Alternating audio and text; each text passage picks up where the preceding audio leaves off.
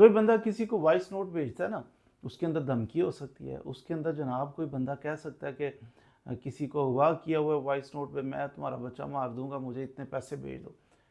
तो बाजार ये किसी ने देखा भी नहीं इसको, एक वॉइस नोट भेजा है ना इसने, तो क्या वॉइस नोट भी अदालत के अंदर वो अगला बंदा दिखा सकता है कि ये देखें जी वॉइस नोट आया इसके नंबर से आया है। तो अगर अथेंटिकेट हो जाए, वेरीफाई हो जाए कि ये वाकई उसी के नंबर से आया हुआ है और ये ठीक है, इसमें कोई एडिटिंग कोई ऐसा मसला नहीं है, बिल्कुल जेन्युइन है, तो फिर उसके ऊपर कार्रवाई की जा सकती है। तो वॉइस नोट किसी बंदे को भेजना है तो खूब सोच समझ के भेजना है। आप व्हाट्सएप कर रहे हैं या किसी भी फोरम के ज़रिए वॉइस नोट आपका चला गया, तो वो बतौर सबूत पेश किया जा सकता है अदालत के अंदर, उसकी बेसिस के ऊपर आपके ऊपर क्रिमिनल केस बनाया जा सकता है कि इस बंदे ने मुझे थ्रेट किया।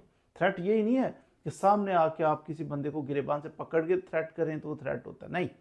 आप वॉइस नोट करते हैं, मैं तुम्हारी टांगें तोड़ दूंगा, मैं तुम्हें मार दूंगा, तुम्हारा बच्चा मार दूंगा, वॉइस नोट भेजना ये भी थ्रेट है और इक्वली इफेक्टिव है। इसकी बेसिस के ऊपर केस बन सकता है और आप जेल जा सकते हैं, आपको सजा भी हो सकती है।